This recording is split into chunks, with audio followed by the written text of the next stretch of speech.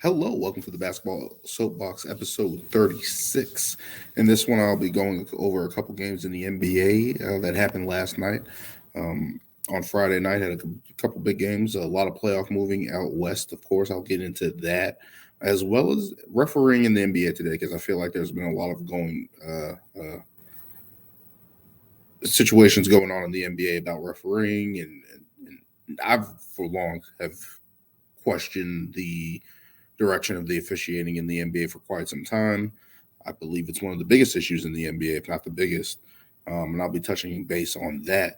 But let's get into around the NBA here. We're going to be starting off with the Celtics last night, returning home after a 4-2 road trip out west, defeating the Pacers 120-95. Really exhibiting their dominance on the defensive end, holding the Indiana Pacers to 95 points. They held the Kings to 109 points, was close to under 100 points too. So the Celtics seem to be putting together back-to-back games after looking kind of questionable with guys in and out of the lineup, back-to-backs and stuff like that. So to see them finally put together a consistent, dominant performance like this, consistent performance like this, top to bottom, getting play from everybody again, that's good to see. Robert Williams coming back especially changes our lineups. Defensively on the offensive end, rebounding, blocking shots, rim protection. I think that's been a big thing that has been missing so far this year. I believe Jaylen Brown even said after the game, hey, the key to this is keeping Robert Williams healthy. He makes that big of an impact, especially for the front line. I think it's great that the Celtics are bringing him off the bench right now. It gives us a different lineup and it kind of saves us on the minutes to play him in games there. And I think it's going to be awesome going forward for the Celtics for that. But Jason Tatum had 34 points and 7 rebounds, continuing his good stretch, especially after that game in Sacramento where he was really pouring it on. So I believe he has the most 30-point games in the season. I believe he's at 40 right now for the Boston Celtics in franchise history. I believe Larry Bird has 2 tales of 30-plus. And he's done it twice. So to see Jason Tatum continue that scoring punch on that end and has a chance to add to that record, keep scoring, Tatum. Keep scoring. Jaylen Brown also adding 27 points and 7 rebounds, continuing his great play. He's been the most consistent player on the road trip. Now we're going into the homestand. He's continuing to chip in and add in with the Jason Tatum and the Jays scoring close to 30 again. That's something that's impactful for this team. When those guys do that, we win games. And the Celtics are continuing to win with those guys scoring. And probably the unsung hero of the season so far, Derek White, 22 points and 9 assists, just continues to give that steady play as a ball handler, moving the ball, making the extra pass, making a smart pass, but also knocking down his three-point shot, which, again, has been pretty good throughout the season. Contributing. Grant Williams had a good game. Sam Hauser also chipped in. So you're getting contributions from everyone on the team, and you're getting big games from multiple guys on the team. So that's awesome to see for the Boston Celtics, especially on the defensive end, getting back to that, finding their defensive groove. And I said that in my last video, that's going to be vital going down the stretch. Of course, we've seen the Celtics offense throughout the season. That was the big question last year. Now that's not the question anymore. The Celtics offense is one of the best in the league. Their defense is one of the best in the league. They kind of slipped a little bit, but let's see if they can get that back. I think that's the final key, and especially a healthy Rob Williams for our defense to take that next level. Continuing that is going to be vital, I think, going down the stretch for the defensive end of the ball, rotations, having rim protection, especially with Robert Williams, of course. And just getting back to what the Celtics do. They've done this last season where it really turned around their season. They kind of slipped a little bit here, but still the second best team in the NBA. I think people have to realize that. And if the Celtics defense can get back to that level, it's going to be interesting in the playoffs, especially going down the stretch, seeing potentially the Bucks, Philadelphia, whatever the case may be in the East. It's going to be a dogfight out East. There's a lot of positioning going on. Of course, Brooklyn is struggling right now. The Knicks are moving up. Miami's moving up. They thought they were dead. Jimmy Butler and Bam Adebayo were playing great for them. To see that in the Eastern Conference there.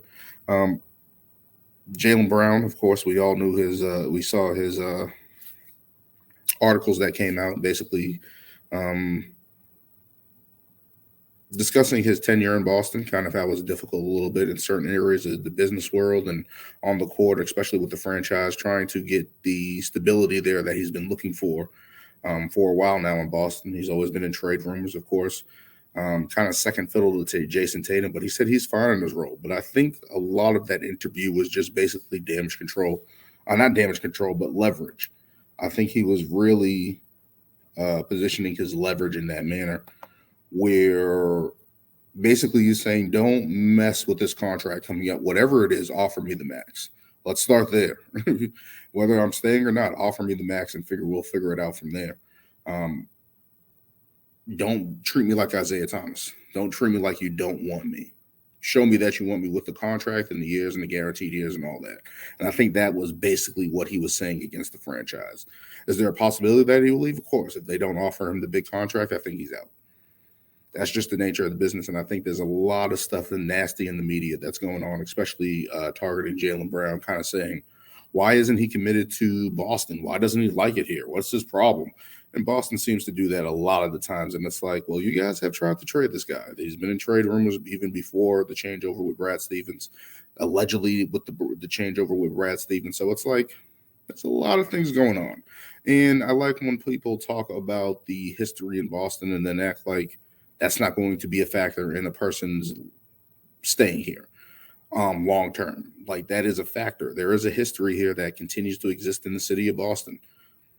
Racism, yes, is everywhere, but yes, it is in Boston. It is going to be acknowledged. It stands out.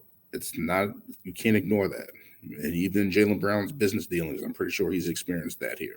So there's a lot going into it, and I think people have to kind of touch this with a sensitive touch, right? Like, this is a guy's career, his life, his livelihood. He's going to be fine. He's going to make millions of dollars wherever he goes. If he stays here, awesome. I want him to stay here. But this misconception of how Boston doesn't have these issues, especially with the franchise, especially with how they treat Isaiah Thomas, Ray Allen dating back, there's history there. So it's a little, especially when you're a second guy, you're not as cemented as Tatum right now in the pecking order. It's like you're kind of going to be wanting that stability and that security. And I completely understand that from Jaylen Brown's perspective. And I just thought I should touch on that because that's very important. And I think people need to acknowledge the issues that are here in Boston, and things could be better, even for $1 million athletes who basically have the world at their fingers. Things could be better, and things can be better for Jaylen Brown. And I hope the Celtics and him come to a long-term deal. And then we back up the Brinks truck for Tatum, and they're here for a long time. Those guys have done everything in their power to improve, make All-NBA, improve on their games.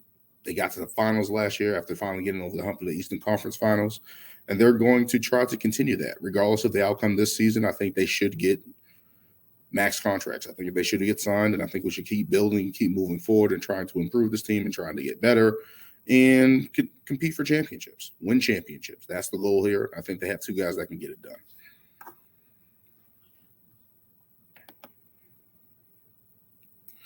Moving out west here, we have the Memphis Grizzlies clinching a playoff spot in the Western Conference, not the 2 seed, but clinching a playoff spot after a big win, 151-114 blowout over the Houston Rockets.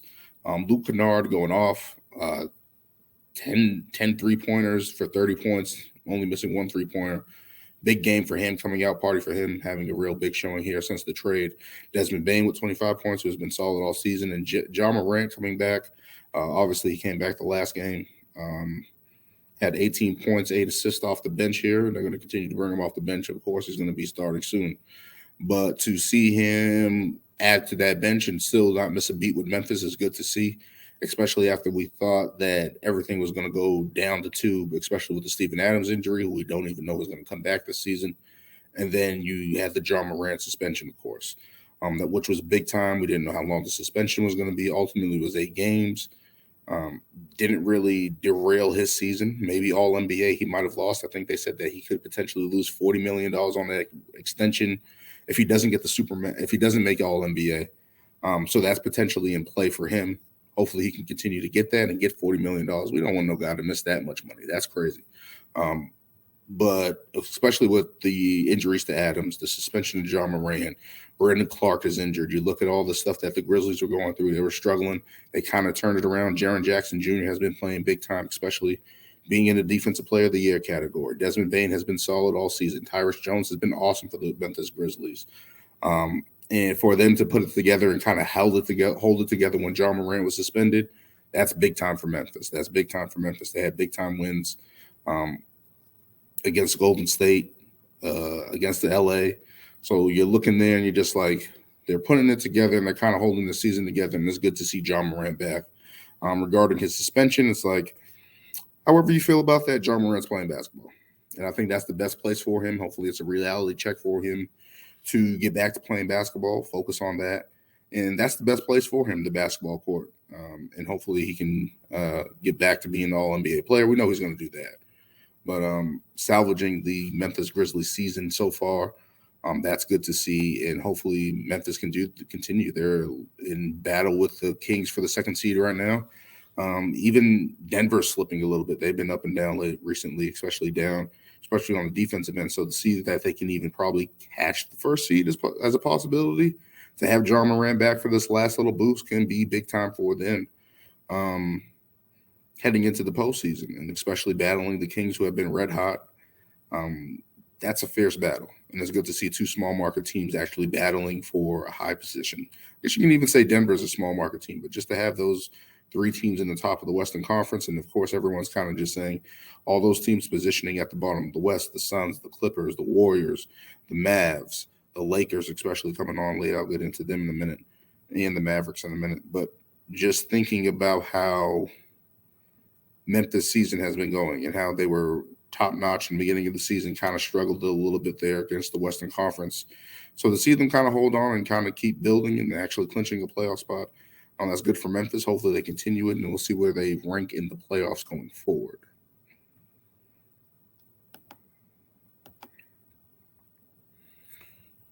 Moving on to quite the predicament out in the Western Conference, the Los Angeles Lakers, who have been under 500 majority of the season, all of the season, have finally reached 500. They are 37-37 currently with their last night win over the Oklahoma City Thunder, and with the Mavs loss, they have moved to the 8th seed in the Western Conference. The Los Angeles Lakers, who have been riding the back of Anthony Davis right now. Austin Reeves has had a coming out party. Getting great play from other guys like Lonnie Walker tonight. Dennis Schroeder. Jared Vanderbilt has been a godsend as that forward that can play defense and play big time there. But Anthony Davis had 37 points and 16 rebounds against the Thunder tonight in a 116-111 win. I believe Lonnie Walker had 20 points. So to get that consistency from the Lakers right now, especially at the end of the season, everything seems to be clicking right, and they have moved into the play-in spot. Can they get out of that? It's possible. The Western Conference is real tight right now. I believe there's only a couple games separating, 8th and 4th. So a good stretch here for the Lakers, especially winning 3 in a row, including tonight's game, moving into the A spot. That's good for the Lakers, Anthony Davis. And then potentially with LeBron returning, of course, we know LeBron, he's trying to come back. I believe Chris Haynes said that there's a timetable for him to return. And LeBron's doing everything that he can get back there on the court. A lot of people are suggesting that he might be coming in the last week of the season. So to see that happening for the Lakers at the right time, if they get a healthy LeBron James heading into the playoffs, that opens up the door for the Lakers in the Western Conference for sure, especially the way Anthony Davis is playing. The Lakers are 9-7 without LeBron. At some point, they were 6-7. So to get that 3-game win streak there and position themselves as the 8th seed in the Western Conference, kudos to the Lakers. They're putting it together at the right time, and especially when there's so much instability in the Western Conference. You got the injuries to Kevin Durant. You got the Suns reeling. DeAndre Ayton has been out as well.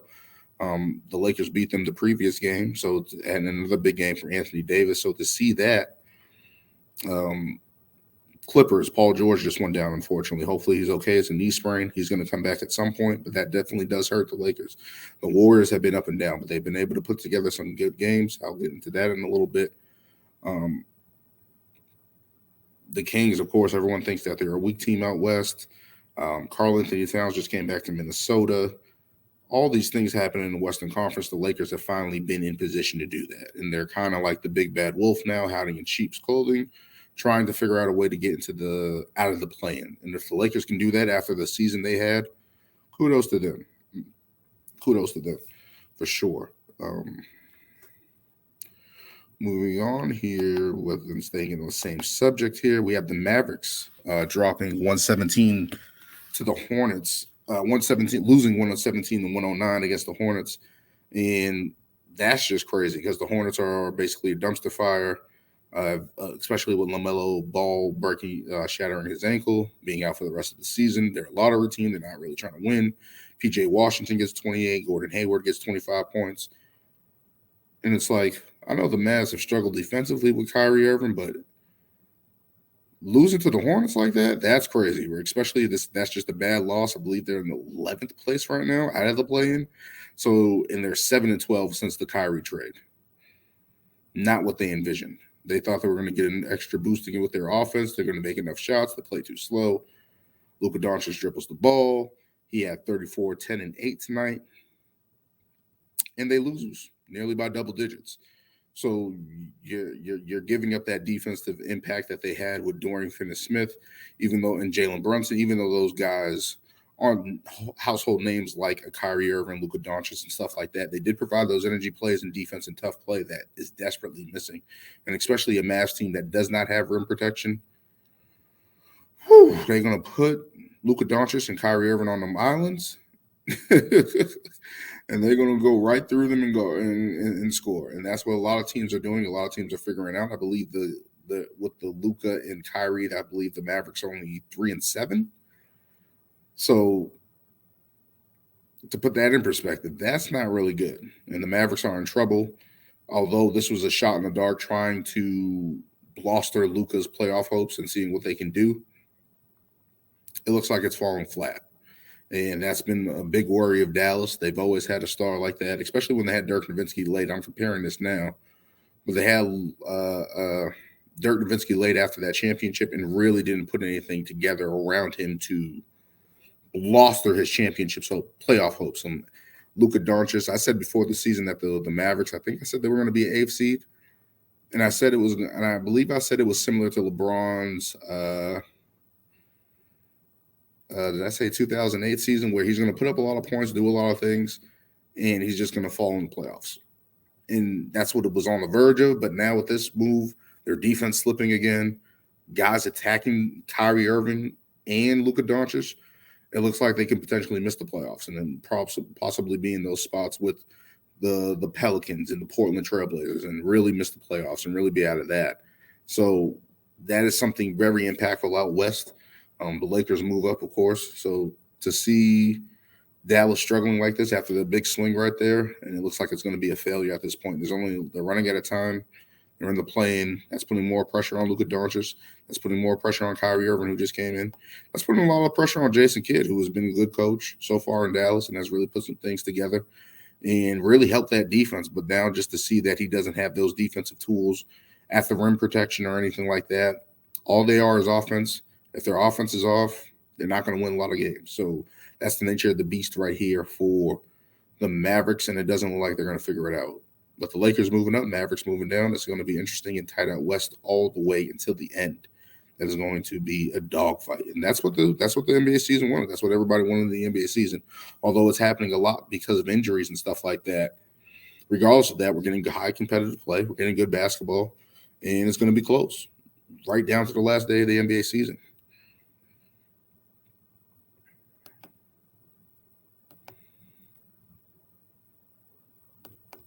Moving on to the Golden State Warriors defeating the Philadelphia 76ers 120-112 in a big game in the Bay. Steph Curry having a big game with 29 points, 8 rebounds. Jordan Poole with 33 points, finally getting out of that little slump that he had there, really putting it together, combating Joel Embiid, giving the Warriors all he had, 46 points, 9 rebounds, and 8 assists. The Warriors scored 41 in the fourth quarter, really to put the game away, come back from 6 down, I believe, and really come back and put the game away. The Sixers did not have James Harden, which was interesting. And Tyrese Maxey chipping in there. And this Philadelphia 76ers, if those guys are not knocking down shots around Joel Embiid, it's very tough to win. And even with that, Joel Embiid gave him all he had down there in the Bay. But the Warriors putting it together here, having a couple wins here, getting that close win in Dallas. Everyone saw that, where they had the play with Kevon Looney at the end of the third quarter, I believe. And the Dallas Mavericks went to the other end of the court, and they were on the wrong end of the court, and the Warriors just passed it in and dunked. Oh man, Mavericks are going through it right now. Mavericks are definitely going through it. But back to the Warriors, actually putting together some stability here. Steph Curry playing great, has been great all season. Jordan Poole, if he can find his way to get out that slump, Draymond Green's going to do his thing. Klay Thompson has been solid and arguably back, especially on the offensive end, not so much the defensive end. But the Warriors really putting it together and kind of being a dark horse. And you're just hoping that whatever Andrew Wiggins is going through, hopefully he can get back on the court and help this team win. And whatever he's going through, I hope he's okay. But he's a big thing of what they do to come back and hopefully be able to be Andrew Wiggins for this team and be what they paid him to do. Hopefully he can go whatever he's going through, can pull through that and get back on the court where the NBA needs him, basketball needs him, Warriors need him. And I think where he frankly wants to be, but a lot of things just going on off the court kind of take him away from that. But the Warriors have been putting together a good stretch here, getting a couple wins, really positioning themselves where we thought they were dead.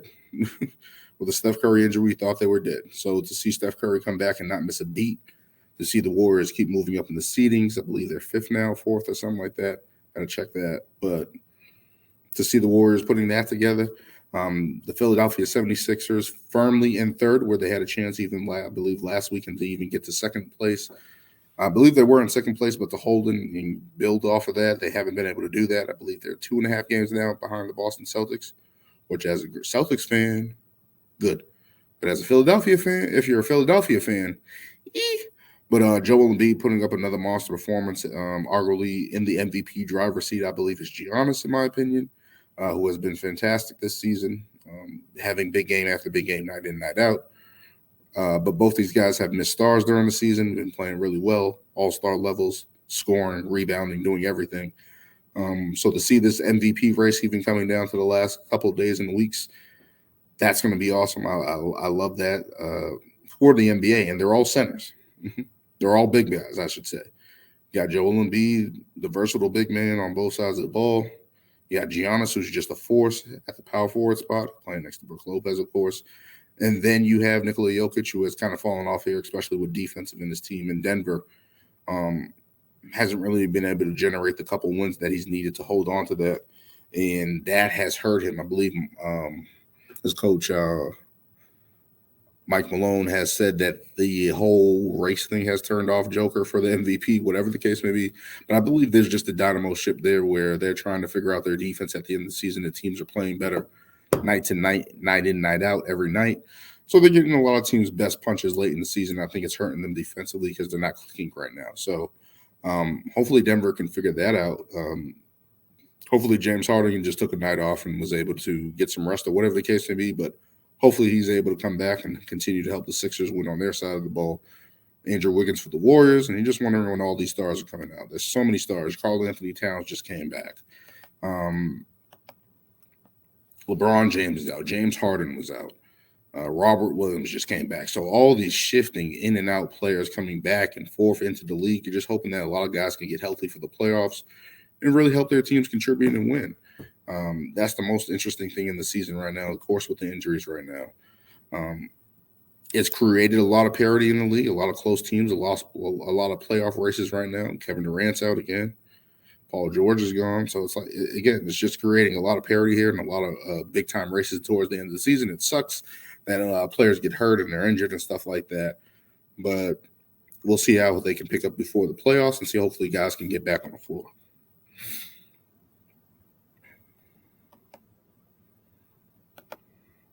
Moving into my last subject in this episode, referees in today's NBA.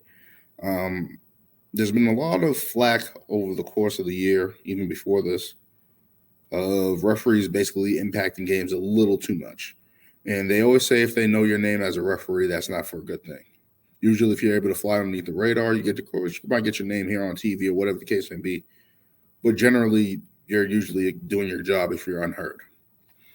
When we know you by first and last name as a referee, it's probably not good in the NBA to that degree, especially the negative impacts that it's having. Ben Taylor, who has been a referee for, I believe, 10 years in the NBA, I believe he's 37 years old. has been having run-ins with Fred VanVleet. Basically, Fred VanVleet has had enough.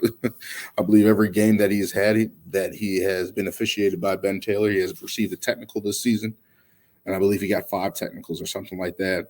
In the last couple games, I believe it was mid-March there, where he lashed out after a post game, basically saying it's ridiculous. It feels basically alluding that it's targeting right now, and that referees are being impacting the game a little too much and not letting guys defend, not letting them be physical, basically not giving them a chance on that side of the ball.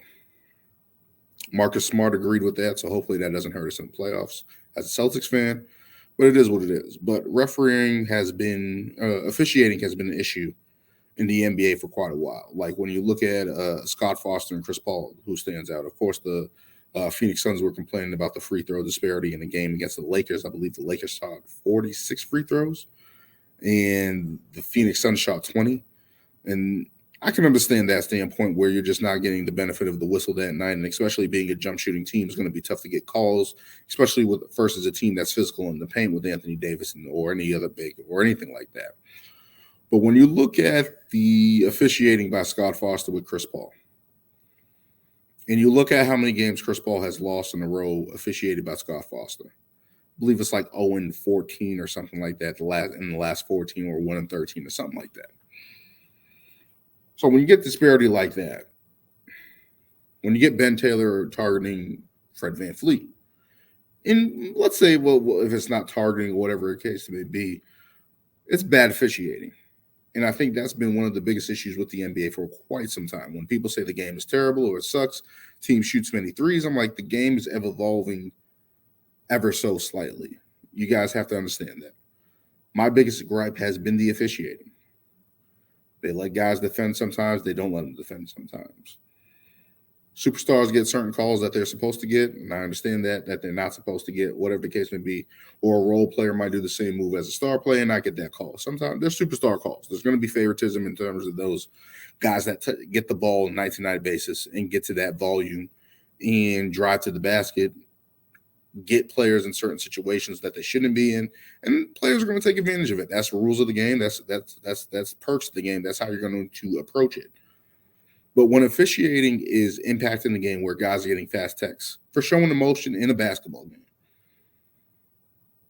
I think that's wrong. And of course there's levels to it and there's ways around it and stuff like that. But when guys are getting texts for showing emotion, basically angry at a call, whatever the case may be, there should be a time period where the guys are able to vent, able to lash out for a second, and then bring themselves back in. The game is passionate. This is a passionate game. And I feel like too many times the referees try to take no flack. And to hear that Ben Taylor has been demoted, something was going on. That means something was going on. I believe his crew got suspended. I don't want to say suspended, but they got demoted. And they haven't been on a couple of games, I believe, in a week or so. So something obviously is happening in the NBA. And if the NBA is finally taking initiative towards their referees officiating the game, awesome. I'm for that. And I feel like that's something that should be in the game a long time ago. And I feel like, and of course, there is a grading system I believe the NBA uses for the playoffs and stuff like that. And guys get the okay for the finals and stuff like that. But there's been rumors, especially with Scott Foster, extending series. If the NBA wants to get them a win, they extend. They put Scott Foster on the call because they know he's going to give certain calls. He's going to officiate a certain way to impact the game. That's been the rumor. That's been alleged. Some people have said they've seen it. They count the calls, whatever the case may be. But when you have D'Angelo Russell, when they were playing Phoenix, saying, hey, Scott Foster's calling the game tonight. We got this in the bag. That doesn't look good because now the players obviously know. And saying on national TV, D'Angelo Russell putting himself in the pickle again. What does that say? That says the players know, the league knows, something's going on here. And whether that's true or not, it doesn't look good. So the NBA is definitely going to take a look at this. I believe they're going to get this under wraps. But I believe the officiating in the NBA has been the worst part of the league. At certain points, they have been very, very good with the calls and not calling certain stuff, letting guys play. And then other times, they just gunk up the game and mess up the game. And I understand they're going to call it a certain way on certain nights. But when that happens, that's not good. When you impact the game to that level, And the biggest fear is that there's going to be a big playoff game happening, and I'm afraid this might happen, especially with the way officiating has been going this season, that a star player is going to get ejected from a game over something small. That's the worst thing the league can want. That's the worst thing the NBA can want. That's the worst thing the players want, other referees want, because now everyone's looking at the game fishy. And I feel like that's going to happen sooner than later. That's the scary part. And again, let's give the referee some credit here. They have a tough job on a night-to-night basis. They're going to give superstar calls because they get the ball most of the time. The volume of shots they shoot, that's going to happen. Some superstar calls are going to happen. That comes with the territory, sorry. But when they're impacting the game like they've been this year, in the past, allegedly, whatever the case may be, that's not a good look for the NBA. So hopefully they're able to figure that out, because that doesn't need to happen. It doesn't need to happen at all. The game is too good at a place. The game is evolving. We do not need the referees messing up the games. And especially with sports gambling, all the stuff going on, there's people out there allegedly, the Tim Donaghy thing. Nobody wants that again. That was bad for the NBA in the early 2000s. We do not need that again. So hopefully the NBA can figure this out, continue to move forward, continue to progress the game, continue to make officiating game. They got rid of the clear path foul,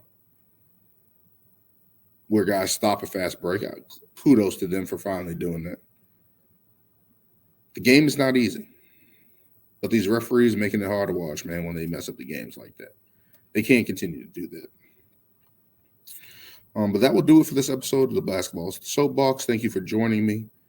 Don't forget to like, comment, and subscribe. I see you guys are liking the shorts. Awesome. Continue to comment. Keep commenting. I like the back and forth with fans and people who want to talk the game. That's awesome for me. I love doing that. Continue to do that. Like, comment, subscribe. Tell your friends. Share the link. Let's keep this basketball conversation going. But until next time, episode 37, as we wind down for the NBA season, will be coming up sometime next week, as well as ring takes this week as we make our WrestleMania predictions with Brian and Lewis. Looking forward to that, especially WrestleMania being next weekend. It's going to be awesome. Can't wait. But join me next time. And until next time, I'll see you guys.